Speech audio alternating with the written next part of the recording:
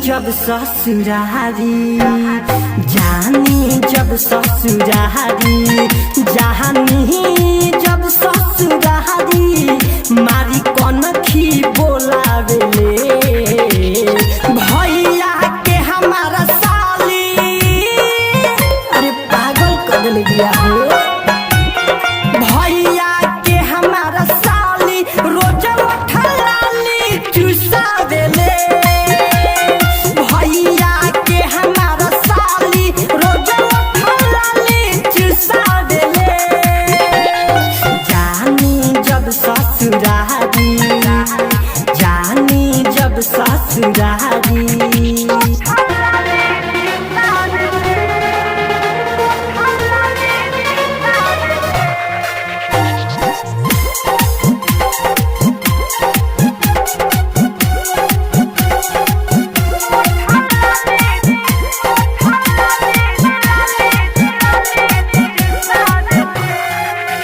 रहे जब घरवा फोन कहरेले उखाली कहेले हमसे यारवा बनेब तुहार घरवाली।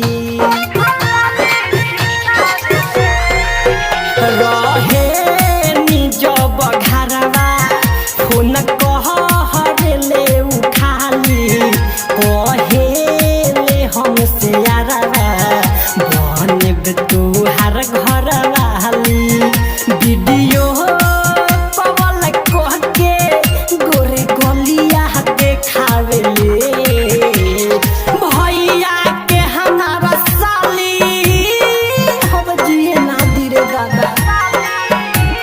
भैया के हमारा साली रोज उठलाली चुसावेले भैया के हमारा साली रोज उठलाली चुसावेले जानी जब ससुरारी जानी जब ससुरारी।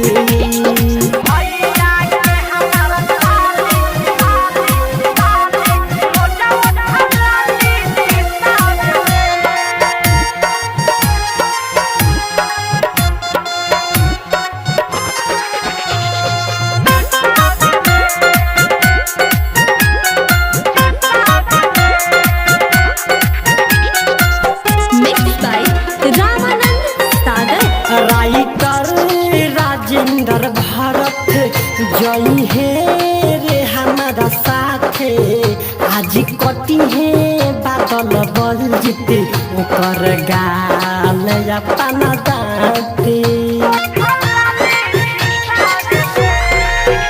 राइटर राजेंद्र भारत जई है रे हमारा साथे आज कटी है बादल बल जीते ओकर गाल अपना दाते।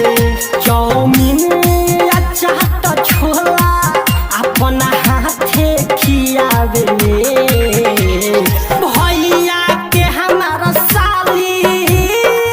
अरे लागत ना मानी हो।